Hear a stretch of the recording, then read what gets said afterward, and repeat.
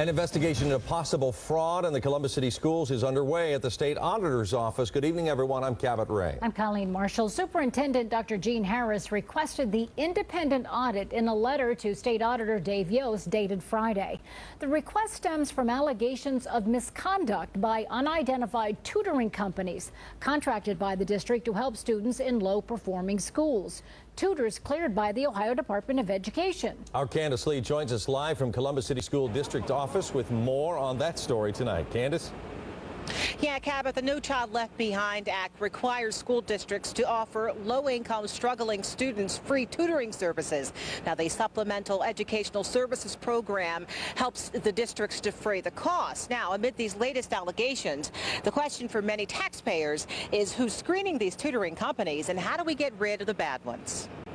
I would be surprised if it took less than a couple of months, but we've had a few of our special audits that have taken a very long time. Just how many Columbus City Schools tutoring providers in the Supplemental Educational Services Program stand accused of misconduct is unclear.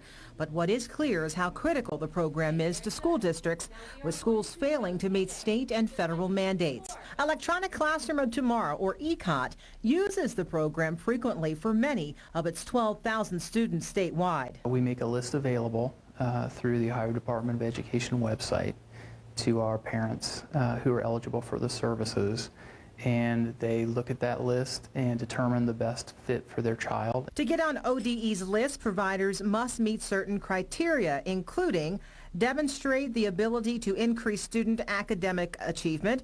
Provider tutorial staff must meet minimum federal state standards for paraprofessionals and be aligned with Ohio's academic content standards.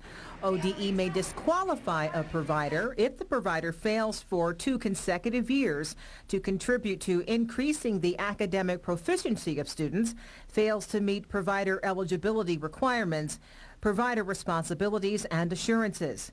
But any oversight of providers is the responsibility of school districts which contracts for services. Auditor Yost says the real losers, unfortunately, are the kids. These are the kids that are trying to make it in school and pressing sometimes against some pretty serious disadvantages.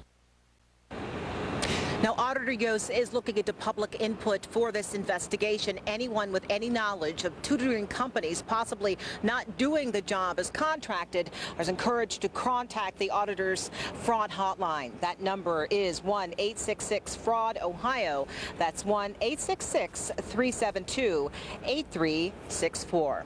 Reporting live at the Columbus City Schools District offices, Candace Lee, NBC4. Thank you, Candace. And you can see Columbus City Schools' most recent audit. You can go to NBC4i.com. You'll find Candace's story in our top headlines, and then you'll find the link under Related.